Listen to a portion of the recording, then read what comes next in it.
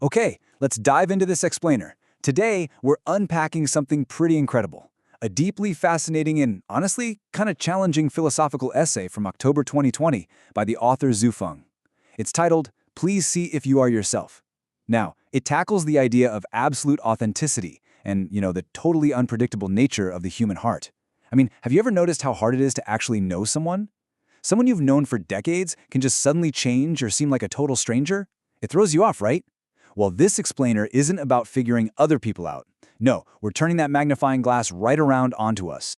Are you really yourself or just a puppet? I really want you to sit with that Socratic question for a second. The author makes this point that because human nature and everybody else around us are so impossibly hard to figure out, we've got to start by looking completely inward. We literally have to ask if we're even our true selves to begin with. Are your thoughts actually yours? What about your preferences? Or are you just sort of repeating what the world programmed into you? To help us figure this out, the author sets up a really interesting framework. Here is Section 1, the tests of authenticity.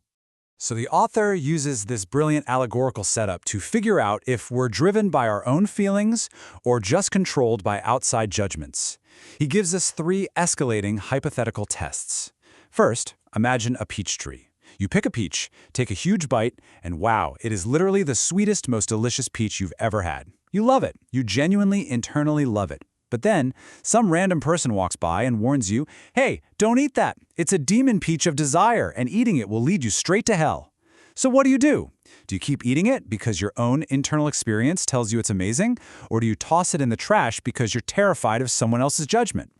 Now, what's really interesting here is how the author ramps up the stakes. We go from a piece of fruit to human intimacy. On one side, you've got this pure internal feeling of enjoying sexual intimacy, feeling that it's wonderful, exciting, and something you deeply want to experience. But then, enter the external dogma. You stumble across articles claiming that indulging in intimacy drains your vital energy, or stops you from reaching enlightenment, or keeps you from becoming a Buddha. It's a profound test, isn't it? Do you honor your own internal joy, or do you squash your natural drive just because a spiritual text or society tells you it's wrong? And here's the third and definitely the most intense test. Imagine living in a specific community. The author calls it the life oasis, where members live as a Zenming grass. And let's say you just love it. Your lived experience there is absolutely wonderful. But outside, the noise is deafening. Rumors are flying everywhere, calling Life Oasis an illegal cult and claiming the leader, Su Feng, is a demon who cheats people out of money and sex. Now, to be clear, as an explainer of this text, I'm completely neutral here. We aren't judging the group at all. But look at the author's underlying point. If your internal experience is genuinely positive, but society is screaming the most terrifying accusations at you, does fear hijack your true feelings? Do you run away just because of what everyone else is saying? Eat the peach, enjoy the intimacy. Stay in the community.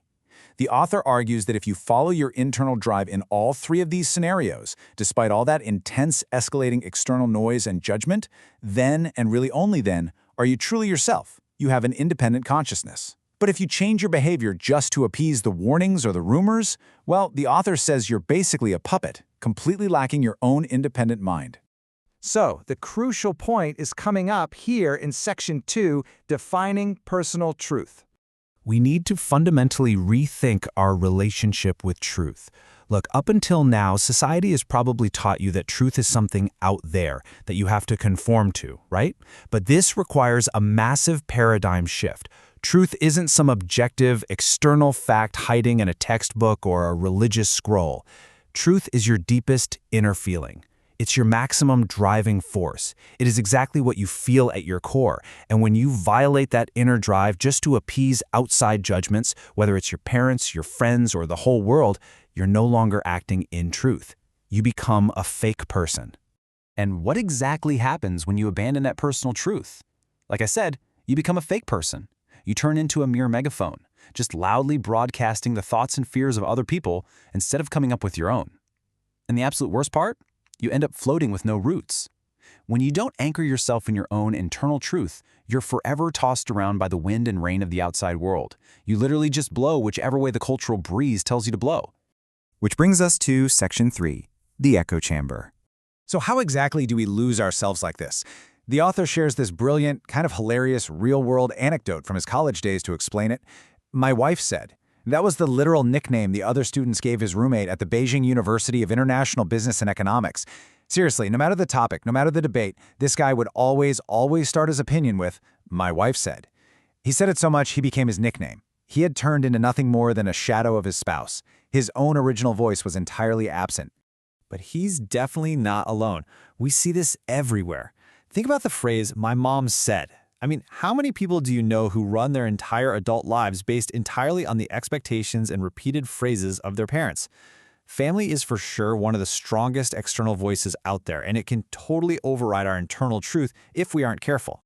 Then there's this classic, the master said or the guru said.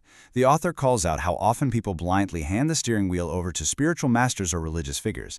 Instead of using their own discernment, instead of trusting their own inner joy or compass, they completely surrender their autonomy. They stop living their own lives and start acting out a script handed down by an external authority. And finally, we have the organization said. Oh man, we see this so heavily today, especially on the internet. We read daily articles, opinion pieces, and organizational mandates that are mostly just recycled thoughts of other people. The author makes the point that folks who communicate entirely in these borrowed phrases, whether they got them from a spouse, a parent, a guru, or a forum, have completely lost themselves. They're just empty vessels for other people's ideas. And this brilliantly illustrates the tragic consequence of living this way. Think about the number 60.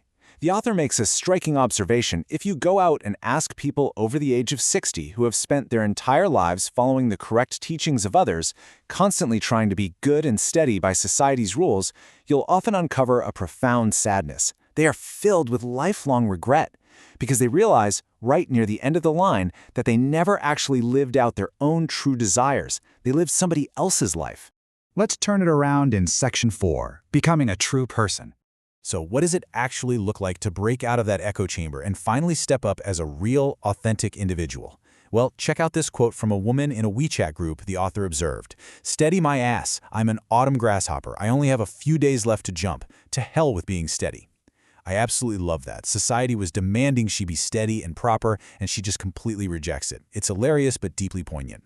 The author views this exact attitude, recognizing our time is short and refusing to be boxed in by external judgments, as the ultimate declaration of living authentically. She is a true person. This all builds to a grand societal vision. Imagine a world filled with true people, people who follow their inner drive and act authentically. That would be a wonderful, vibrant paradise, right? It's real. Conversely, a society made entirely of fake people, people who suppress their true selves just to please everyone else, is ghostly and miserable. It's basically a society of shadows drifting unpredictably, which only leads to a confusing, unhappy existence for everyone involved. Let's move to and see how this builds to our final thought. Are you living as an autumn grasshopper, jumping with your own energy and living your own truth? Or are you just a shadow of someone else, your spouse, your parents, society? It is a deeply provocative question that Xu leaves us with. Take a hard look at the choices you made today. Were they really your choices, or were they whispered into your ear by the outside world? Thank you so much for joining me for this explainer. Keep asking those hard questions, and I'll catch you next time.